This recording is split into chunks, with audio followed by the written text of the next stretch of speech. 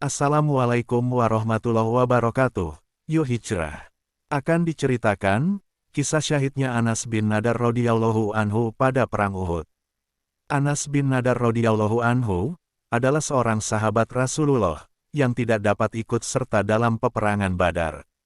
Sehingga dia merasa sangat menyesal karena tidak ikut dalam peperangan tersebut.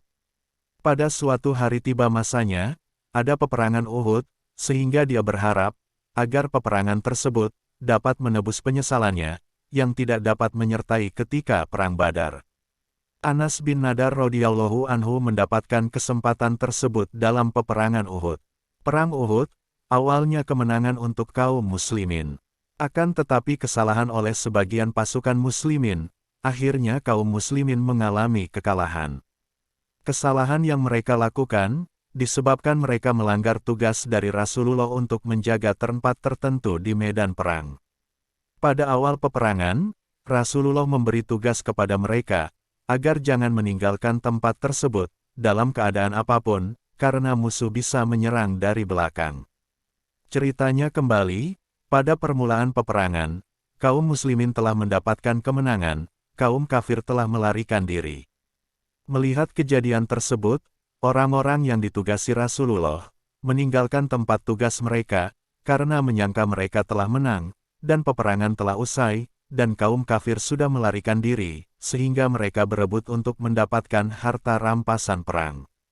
Sebenarnya kepala pasukan telah melarang mereka dari perbuatan tersebut, dengan mengingatkan mereka bahwa Rasulullah telah melarang meninggalkan tempat tugas mereka. Tetapi mereka menyangka bahwa perintah Rasulullah tersebut hanya berlaku pada waktu peperangan saja, dan mereka menganggap bahwa saat itu peperangan telah usai. Akhirnya mereka menuju ke tengah medan perang, dan meninggalkan tempat tugas mereka. Pada saat orang-orang kafir tengah melarikan diri, mereka melihat bahwa tempat yang seharusnya dijaga oleh kaum muslimin telah kosong dan ditinggalkan oleh para penjaganya.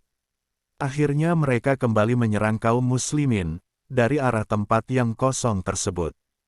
Kaum muslimin sama sekali tidak menyangka datangnya serangan yang begitu tiba-tiba. Mereka terkalahkan dan terjepit di antara kepungan kaum kafir sehingga kaum muslimin dalam keadaan kacau balau. Anas radhiyallahu anhu melihat seorang sahabat, yaitu Sa'ad bin Mu'adz radhiyallahu anhu, datang menuju ke arahnya. Ketika itu Anas radhiyallahu anhu bertanya, "Hai Sa'ad, mau kemana engkau?" Dan Anas berkata, "Sungguh, demi Allah, saya mencium bau wangi surga, datang dari arah Gunung Uhud." Setelah mengucapkan kata-kata tersebut, Anas radhiyallahu anhu mengacungkan pedang yang sudah berada di tangannya, dan terus menyerbu kaum kafir, sehingga dia gugur sebagai syahid dalam medan perang Uhud. Setelah dia syahid, ketika diperiksa badannya, didapati tubuhnya telah rusak, karena terluka oleh senjata tajam. Kira-kira lebih dari 80 luka, akibat tebasan pedang, dan panah yang mengenai badannya. Hanya saudara perempuannya saja, yang masih dapat mengenalinya melalui jari-jari tangannya.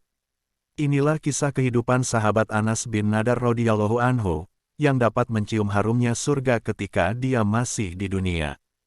Memang, bagi orang yang ikhlas, meskipun masih berada di dunia, harumnya surga sudah dapat dirasakan.